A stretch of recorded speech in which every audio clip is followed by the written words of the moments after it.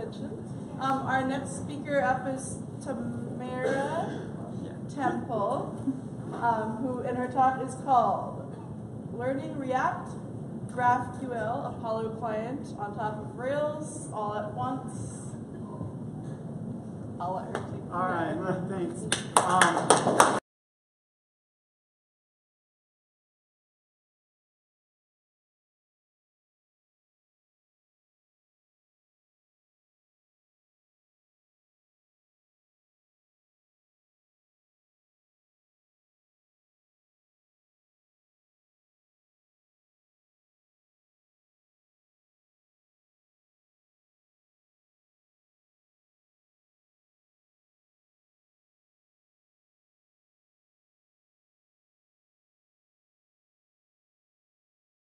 Other things here and there.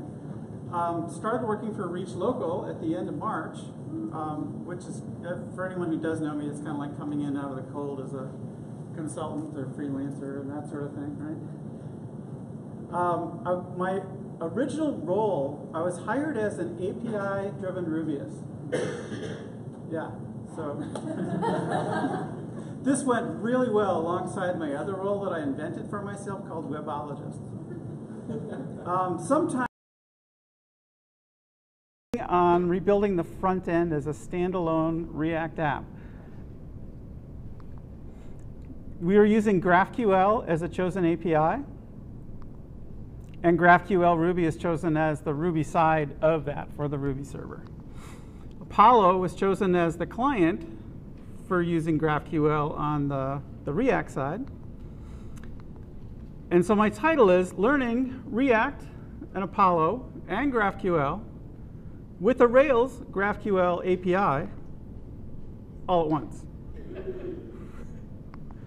Or my experiences learning 3 deep technologies when I've been doing something else for the last 10 years. So this is what it felt like. Yeah, you know. So the agenda, what is GraphQL? I'm only going to touch briefly on server side since it's in Rails and no one here really cares about Rails, right? The framework which shall not be named. Client side GraphQL, should have learned, and what's next? So what is GraphQL? Okay, it's a query language for your API. And it's a runtime for fulfilling those queries and provides completeness and understandable description of the data in your API. Gives clients the power to ask for only exactly what they want. There's a little link for that. This is the description came from that URL. So GQL is a GraphQL language. The idea is you'll ask just for what you need. This is what a query looks like. Okay. Starts off with query. The first keyword there is basically to distinguish it between the other thing we'll talk about, which is a mutation. So there's only 2 basic operations. Query, gathering data in, and mutation, changing data on the way out. There's usually a root, which in this case is the viewer.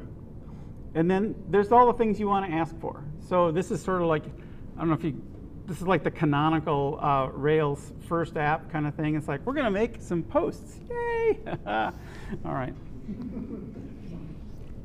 Queries start from the root node, and that's that viewer. This is the way that you will get into all the data, all right? We talk about graphs as essentially like a bunch of different connected pieces of your data. You can connect things in many, many different ways, okay? When we're going to take a query, though, we're going to take a tree, all right? So who knows the difference between a graph and a tree? Okay, so a graph can have cycles, okay? You can connect things together at the bottom and the top and in the sides and in the middle, okay? A tree, you basically take one thing and pull it out and it's a thing all the way down and there's no back connections. So we're using viewer, and the concept here is that we're using the current user, the person who's sitting in front of the client, as the root of view. because we'll use that in a way that makes it easy to perform authorization on who gets to do what in your system. Okay? I learned this after watching several videos. So it's not necessarily an obvious thing, and many of the tutorials don't talk about this kind of thing, but this just seemed to make the most sense to me.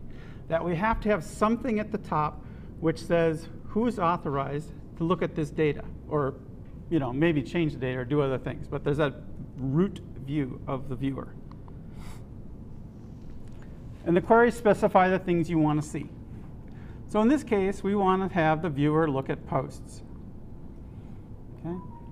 And then inside posts, each of those things are fields which are available on a post. And there's one thing in there you can see as an author, and it has a subfield. So that's like a relationship.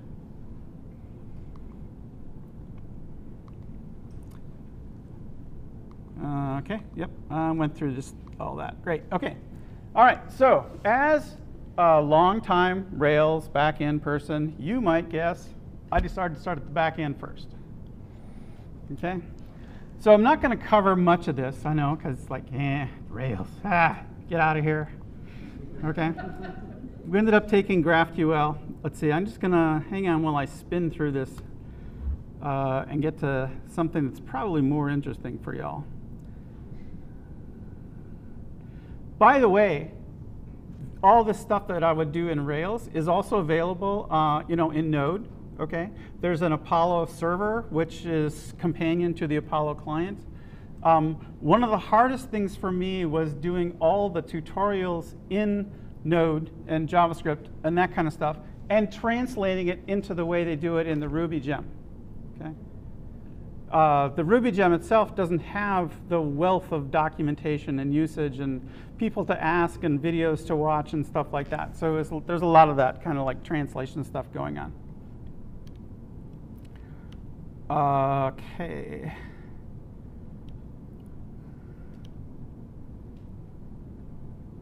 Oh, I'll cover this. OK. GraphQL is a discoverable API. That means you can figure out what to ask for by asking the API. Which is kind of cool. There's this thing called Graphical. It's a GraphQL browser. Okay? The GraphQL Ruby gem came with one built in. There's other ones too. There's one which runs in an Electron app, and there's a new one that I just heard today that I can't remember the name of. Chase, where are you? Did you leave? Oh, man. Now I feel real bad. We'll give him a hard time tomorrow. Yeah, OK. Monday. This thing is hugely useful for debugging because you can just type in your GraphQL queries and see it's like, did that hit the back end right? And did I get the data back that I wanted? And that kind of stuff. In case you didn't get that, it's graphical. Okay, so client side, yay!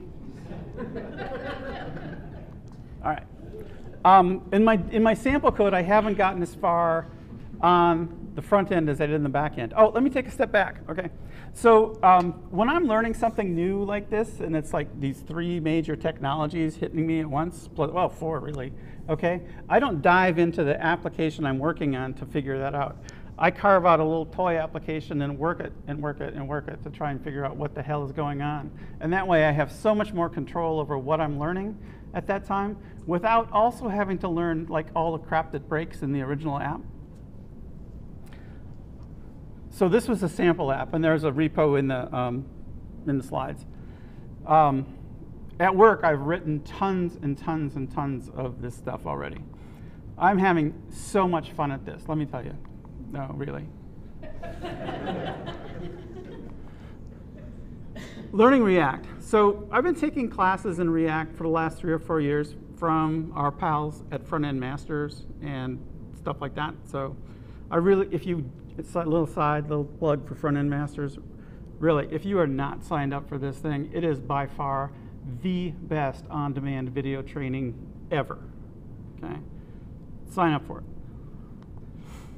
Lots of little learning samples.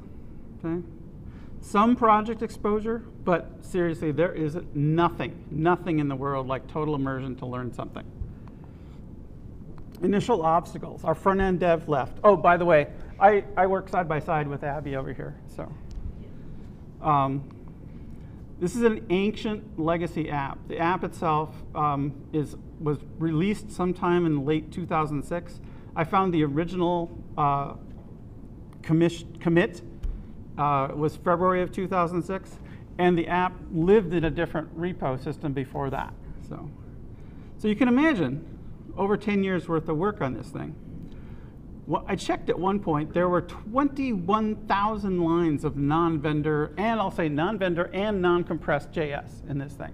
This is the code that sits in this application. And you can imagine, lots of JavaScript and jQuery. There's even some CoffeeScript in the thing. It's spread across the app, and there's lots of different ways to get it accessed and pulled in, and it's like, holy cow, who wrote this thing? There's React Rails components in our app assets, which is a way of delivering React components the Rails way. There's some Webpack 1 Rails components as well.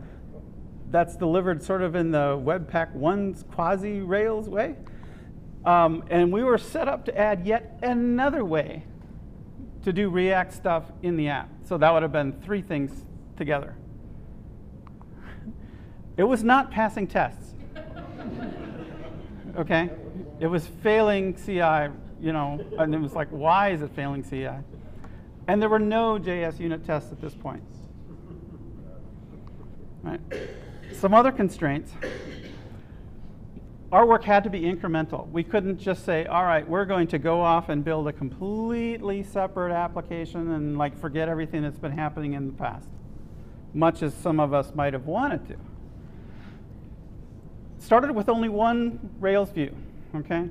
Happens to be a pretty core view for this product, but it's like we're only going to take one and we're going to convert that. The UX had to be the same as the original, so I had a spec to work from, okay? Here's how it works. Here's how it needs to work. There's been a few modulo, you know, kind of like, oh yeah, we could make that a little bit better here, that kind of thing. It's going to be delivered behind a guard, which means essentially it's not going to be visible to the end users yet, okay? But it will be sitting in master on production. This means no super long branched versions, which is one of the reasons why when I picked it up, this thing hadn't been working for like 6 months. And no breaking existing stuff, okay? We use these tiny little React components and all the kind of like JS and jQuery stuff that's coming in from all over the place. And it has to work. This is an application that is like vital to some people's business, and we can't break anything by putting out new stuff. Extra special fun time stuff. No one else on the project knew this stuff, okay? And Abby, my cohort here, started about the same time doing the same sort of thing with the React Native app. So, solidarity. Okay, so here's the architecture came up with, sorta.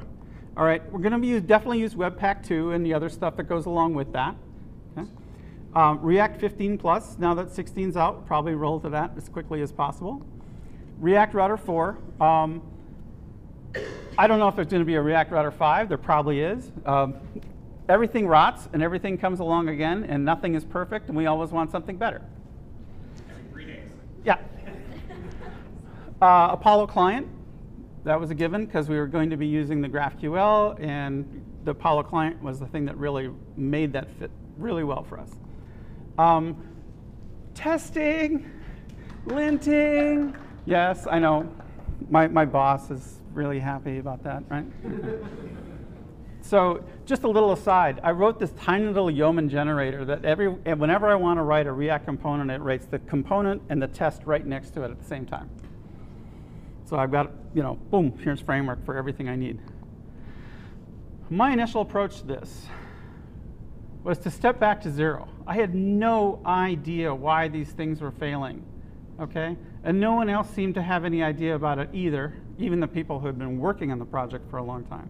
So my stance was, okay, let's just start from 0, okay? Find out what was failing, by incrementally adding pieces, okay? I had this one branch over here, which was the 6-month start of the React client, okay? So I said, oh, okay, so there's this thing, and there's this thing, and there's this thing, and there's this thing. So I started just adding these things one by one, making sure that every time CI was green, okay? We created an application layout for the new React app, okay? I don't know if you guys, I mean, this is kind of a Railsy thing, right? You got to have something to deliver the app into, right? Okay. We have Rails on the back, so we're delivering that way. So, in normal space, you usually just have an index.html with the app thing in there, right? Wow. You can't do that with Rails. Come on. Writing tests, okay? Getting CI green every step of the way. Figure out how to deliver the bundles themselves into production, okay? It's an interesting thing because those of you who do like use React and that kind of stuff, or even Webpack and that kind of thing, obviously it's creating these JS bundles and that sort of thing, right? In the Rails world, these things are delivered through assets, okay? And in our application in particular, the assets live off in a CloudFront server, okay? So the assets from the Rails side, well, it's sort of like the step through. It's okay. So it's, the chain is we do like the linting, the testing, the building, and then replacing, and then pre-compiling assets, and then moving them into the CloudFront thing. So all that had to work exactly right. Did I just say that? Did I go backwards? Yeah, you went backwards. All right, sorry. Okay, and try to document just document as much as I could what was going on. And this took about 3 weeks, and it was pretty frustrating, but necessary to get there. And these are some of my own goals that we've established. The web client will exclusively use the GraphQL API. Okay? We're not going to fall back into any RESTful interactions and things like that. All clients, web, mobile, public API, all that kind of stuff, eventually will all be offered on the same footing with this back end. Okay? The API will be offered publicly at some point. I mean, it might be a fee kind of thing. That's not my choice, but there it is. We'll share components as much as possible. And the web client will not use any of that 21,000 external JS crap that we found in the thing, right? I want it to be a standalone web client itself. All right, so organizing. There's nothing earth-shattering here, but client's in its own directory. Source files are under client source. This generic reusable components that sit under the components directory under that. And then the things which are associated with the old Rails views, like showing the details of a particular job, okay, fit underneath concerns. There's a nice little space for utilities. The tests are right alongside the files that are under test. So my example here, if I got a foo.jsx file that's implementing a foo component, the famous foo component, right? I've got a foo test.jsx right next to it that's just driving that thing with just tests. Oh, I'm also using Enzyme, if anyone cares.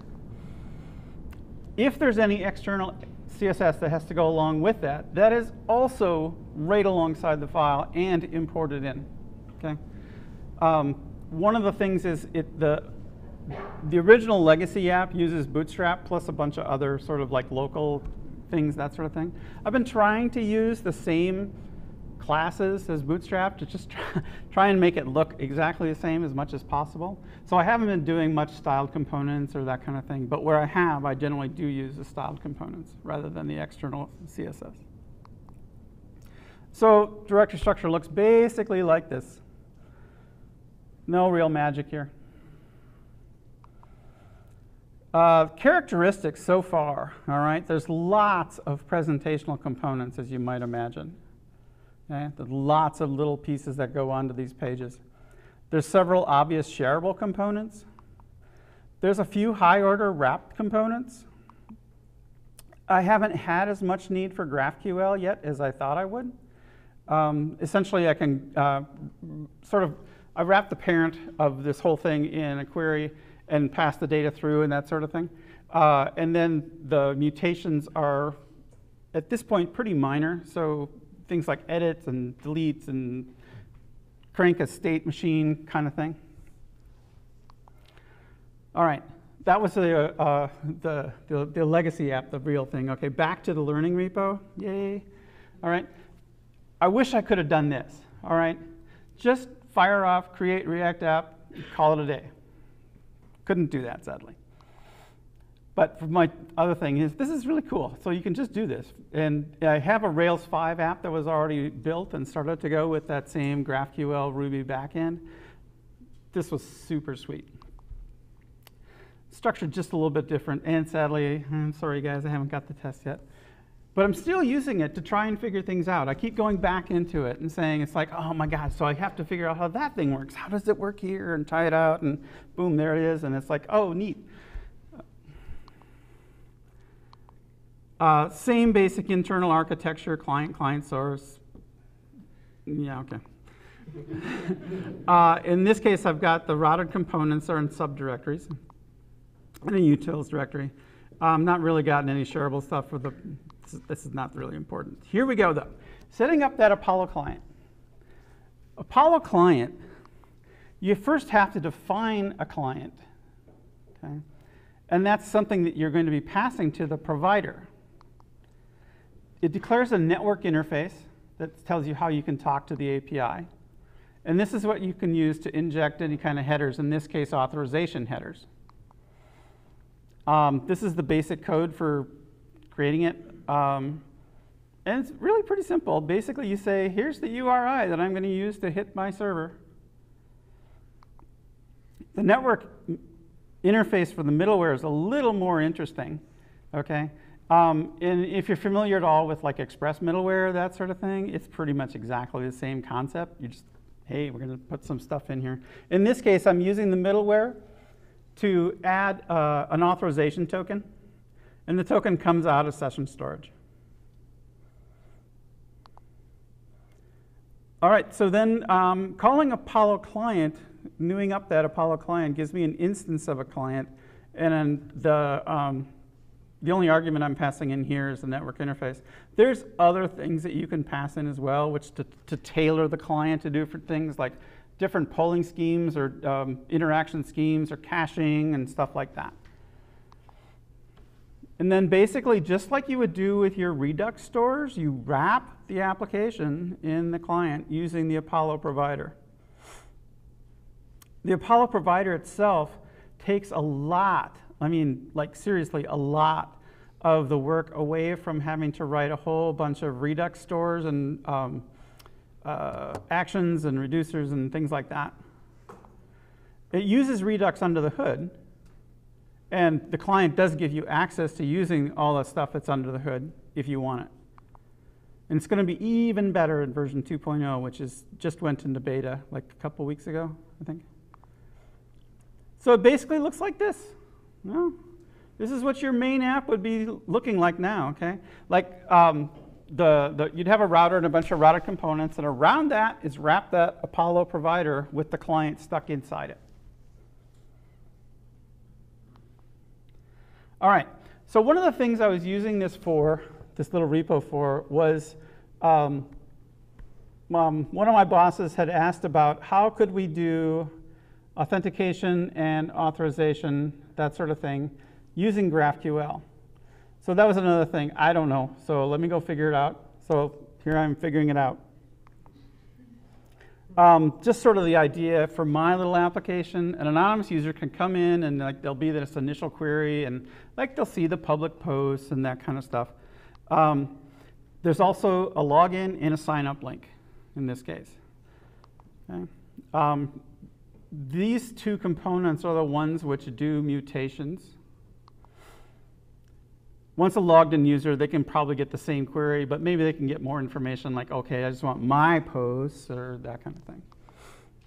So in this one, this little app, I'm doing a create a user, and that's at the sign up path, and there's a sign up component. Nothing like, you know, major going on here.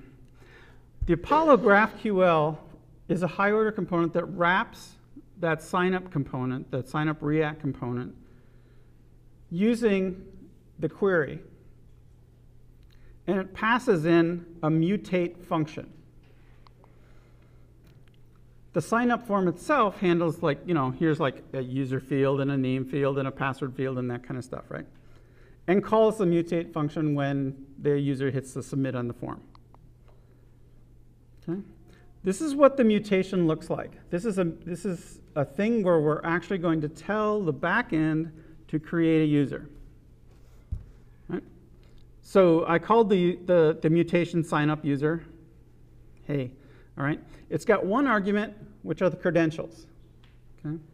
That's defined by this thing called auth provider credentials. Don't need to worry about that too much at this point.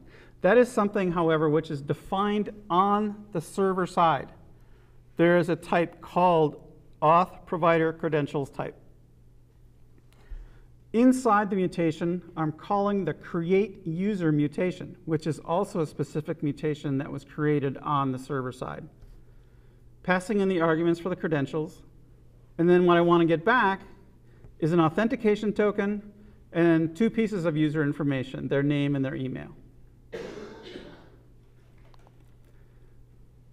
The constructor basically pulls off what it needs from the wrapped version, which is this mutate method. Handle change, that's just updating the boxes when you type something. Handle submit, this is where we're doing the real work here, okay? So after gathering up the information from the state, I'm going to call this mutate function. It's going to return a promise. When that promise finishes, I'll then pull the token out of that response and stick it into session storage. You remember back a few slides ago, we pulled that token out of session storage to do the authorization. This is essentially as far as we need to go in terms of creating a user. The login looks a heck of a lot like this, okay? The only difference is on the server side, really, you're just saying, oh, okay, so I'm not creating a new user, I'm just checking to see if this user is legit. Still returning the token and doing the same sort of thing. Render the form on submit, that calls that handle submit thing, which does the actual work. Where it all comes together, and this is usually way down at the bottom of your component file, this is where we're wrapping the sign-up with the GraphQL function, and that in turn returns another function, which will be our actual component that we're exporting. Okay. Back in the caller, in the main application, we import this component and invoke it on a matching route. Okay. So import signup, and then route the signup path to the component signup. And way back on the server side, like I said, the mutation is calling this create user mutation, and then it completes it, returns the user's name and email and their JSON web token. I just talked about all this, didn't I? Yeah, all right. All right, posts. I'm not going to talk too much about this, so this is a basic idea. The post component gives a list of public posts. It's another React component class. It's wrapped around it, has a wrapped around it, the post query, which is going to be the GraphQL query, gets wrapped around the display component. This is what the basic component looks like for a query. I want the public posts, and from that I want their ID, their title, a little excerpt, and the publish date. GraphQL, there's sort of a canonical form to wrapping GraphQL around a display component. First off, you decompress the props into the appropriate place. Oops. There's a little thing which says while the GraphQL is running, okay, that loading is going to be true. So you can just You can throw a little spinner up there, whatever you want to do, that kind of thing. It gives you a nice little feature for saying, hey, I'm doing something, waiting, okay? It can also return an error, and you want to process your errors appropriately. You know, doing it the cheap and easy way. But then there's also the thing it returns is the data, all right? And this took me a while to figure out. The data name happens to match the root of the query. So in my example, it would be the viewer. So the query looks like this, okay? Getting the viewer. The data comes back, and you've got the top level data thing. The key immediately below it is the same name. Right? I mean, when you think about it, it's like, oh, yeah, this looks just like the query. And that's kind of the big point, which for some reason eluded me for a while. And then rendering the list, okay, so it's just like, hey, just going to map through the public posts and call another thing, blah, blah, end of day. All right, and then here again, we're wrapping this. So we get the post index, which is that component which had the loading and the error and that kind of thing, right? And we're wrapping that with the GraphQL function, which is operating on that query for list posts.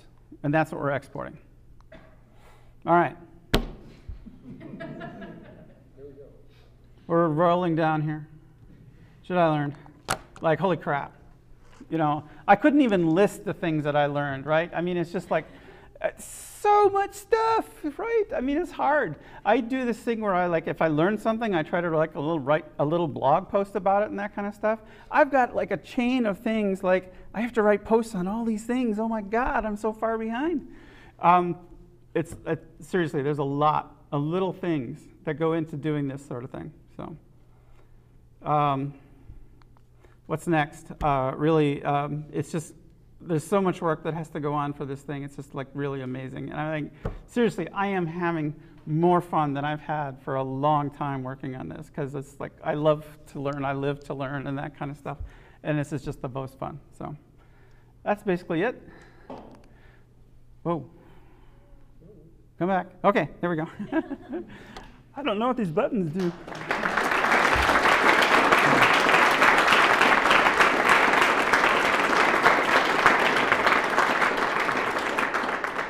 So Brandon was going to put the link into wherever the various places and that kind of stuff for the repo, and the slides repo also links to like my toy app repo, and you can play around and look at that and that kind of thing. And there we are.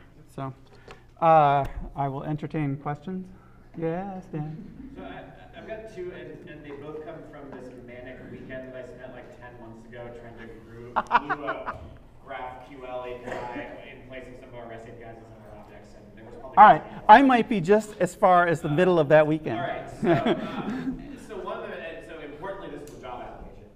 And so my first question is the GraphQL situation in Ruby, is it like alive and well? Because the situation in Java at the time seemed like somebody had spent a lot of time and money building out a really good library for it. And then at the time, there was this big thing at the top of the GitHub that said, we're not maintaining this anymore. Does somebody want to? Who knows? And I'm just curious if and then also the spec, but it seemed to me like they built the JavaScript version and then they wrote the spec off of whatever they bothered to write in the JavaScript version, and there was like a primary one and then other languages were sort of following. Okay. Right.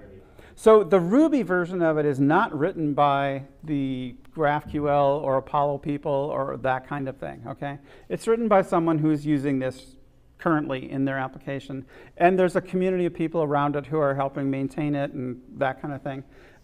Accepting contributors and that kind of thing. It is alive and well, okay? There's a roadmap and things coming down the line and that sort of thing. The one thing it does not offer me at this point yet are subscriptions, okay? But it's sort of like I can see the branch and I can see it evolving and that kind of stuff. So I'm hopeful. Another right? I ran into on that was, so you have a lot of examples about, you say like you have a viewer and then I don't remember, so I'm going to make it up. So let's say you wanted posts and you would have like an author and then all the posts related to them, or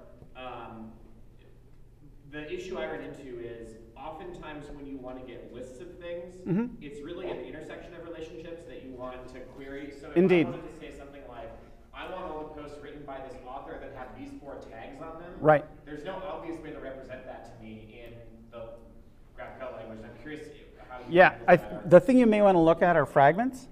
Okay. The GraphQL Ruby supports fragments really well, but like the other sides, the JavaScript side, they've got like this whole thing down pat. Okay.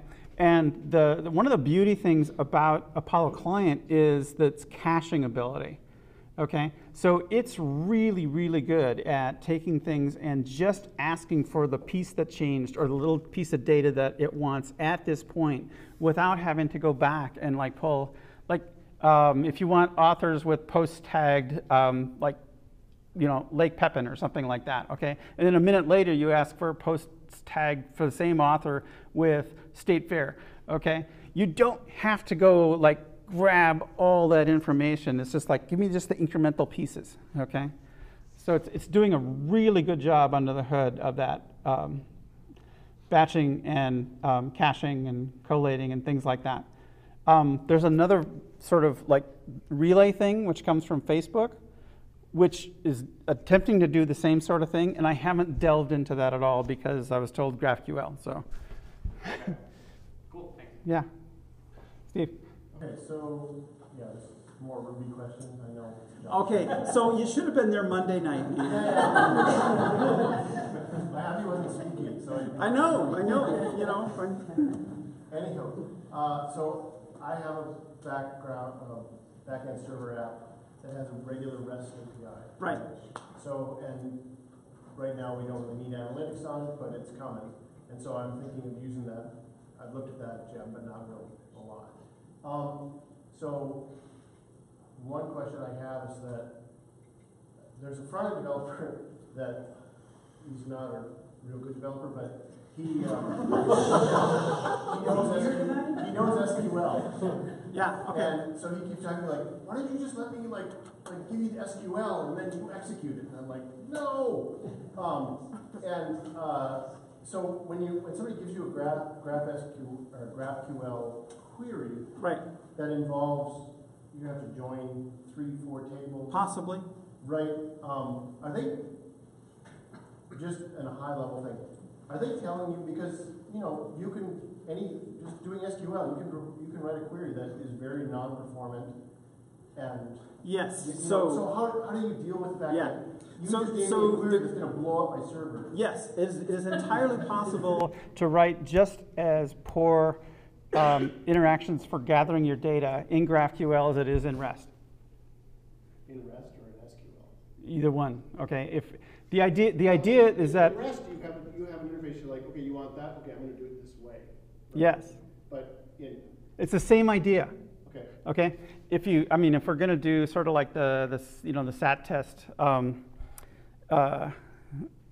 you've got REST and SQL or Active Record or whatever, all those kinds of things, right? Is as to GraphQL and whatever you're using in the back end to satisfy that. Okay. So REST and GraphQL are kind of like the co-reference here. All right. How you fulfill those requests is still up to you to do it intelligently and well and all those kinds of things. Okay, so I guess that's the question. Really, is that how you? And this is probably too big of a question, but just like how. Well, you'll get the whole crowd of JavaScripters after you in a minute here. How do you take that description of the query that they want you to satisfy, and translate that into database calls in a fairly automated way, but where you can sort of not. So I'm not going to delve into it because it is definitely a science. Sorry, but similar to the listing question, like from my manic weekend in this, I think one, it's way less flexible than you think it is about what you're actually allowed to do. And so a lot of the implementation details about how for a particular relationship model, you would actually fetch that data and fulfill that request. Way more of that is up to you to implement than you might think it is. Yes. Yeah. Okay. I just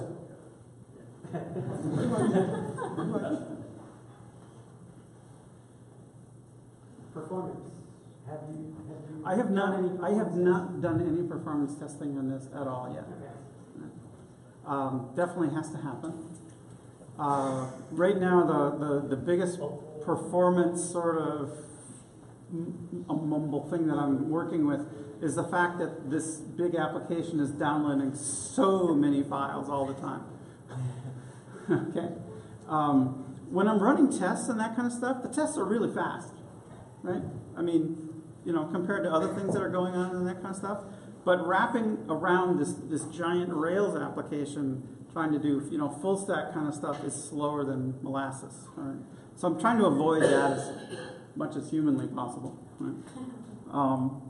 But yeah, but it will definitely be looking at things like what Steve was talking about, because our application has, I don't know, God, like 150 different models or something like that. I mean, it's just enormous, it's right? Insane. It's totally insane, and of course they're all interrelated. And of course we have models which do multiple service things and hook to different things in different ways, depending on what the state of the model is at that point and things like that. So it's like, wow. Being able to pull this stuff together in a reasonable sense is also going to be dependent on understanding what the clients are going to be using at that particular point. Okay. One of the things that GraphQL does, especially on its backend, really nicely, is things like pagination and caching and those sorts of things, as well as on the front end they're doing caching. So you can pull together these things nicely. The fragments is something too. It's basically, you can say, it's like, I want to write the thing which is going to give me the fragment for the posts, for example, right? And then I want to be able to pull that into the query that I'm using for the user, okay? That sort of thing. So being able to assemble things is really nice. Yes?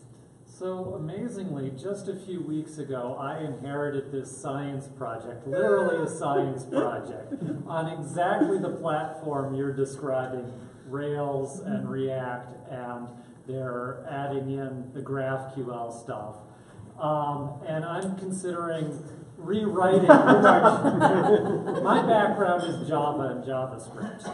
But I'm considering rewriting it as a pure Node and React app. And one of the first things that I had to look at was, what's this Apollo component? Yeah. And the best I could find is, oh, Apollo, it's just like Express, only it's different. And I have no idea.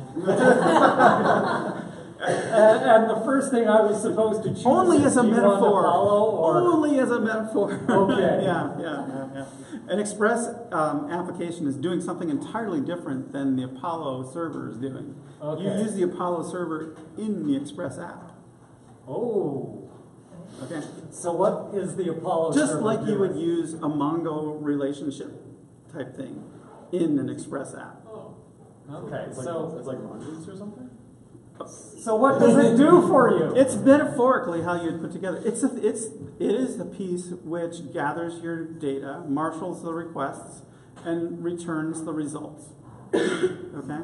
It's not the thing, which is what Express is doing, of routing your paths and gathering your parameters and responding with the HTTP request. Ah, so it's routing the components of the tree that you're... Okay. So it pulls apart the tree and says, oh, you want authors, you want books. Yeah. Remember, Okay. your data sitting back there is this giant graph. Okay? The query is saying, I want this tree. All right? The Apollo server is the thing which interprets that query and goes off and pulls in the data that you asked for. Got it. Okay? It's the same thing if we go back to the Ruby side of Rails side of things. It's the same thing that Graph Ruby gem is doing. Okay? Now, I haven't done anything with the Apollo server, so I don't know how much you get out of the box or how much you have to construct. I don't know. Do you have any idea? Did you use Apollo server? No. Right. Again, abandoned Java library. It's pretty out of the box. Is it Pretty out of the box. Is it pretty out of the box? Nice. Sweet. The other thing I see people talking about all the time now is GraphQL, which is a GraphQL server software as a service. So GraphQL. Yeah, so we're taking, reference off of GraphQL. We got GraphQL, we got graphical, and yeah, we're going all over the place with this thing. So, I'm taking a class like the second week in January from Front-End Masters. Lucas Strubelke is coming out. He's doing a class on GraphQL. I'm going to guess it's probably going to be Angular focused because that's what he and John teach, but I'm cool with that. And then I'm actually going out to the GraphQL conference in San Francisco at the end of the month. So, That's awesome. yeah, so it'll be sweet to actually like bathe my head in the swamps of GraphQL people. Can you give this talk again after you come back? Yeah, right. What have I learned? A whole pile of shit. More shit I've learned. More shit I've learned. So, Wow. anything else? Yeah, Heavy. When are you going to have a GraphQL API ready for the mobile app? It's ready.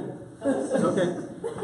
It's not full, right? Yeah, But yeah. here's the thing is, actually, this is the thing I was talking about before, that I want all the different parts of our system that look to the back end on that same footing, okay?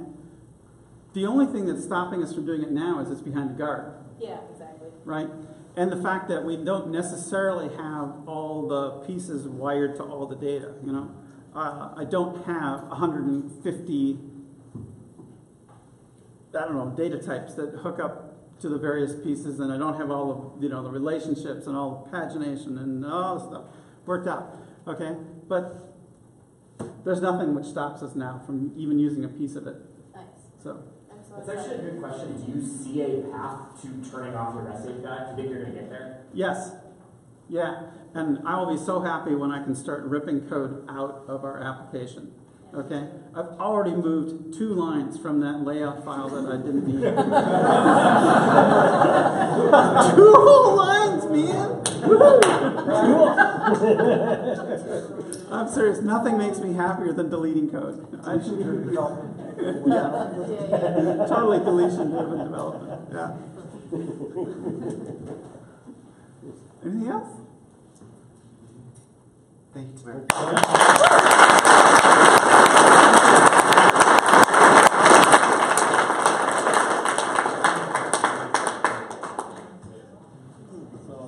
Thanks again to all of our speakers. First of all, you for coming out. We'll see you next month. I totally would have stood up with this mic on. I totally would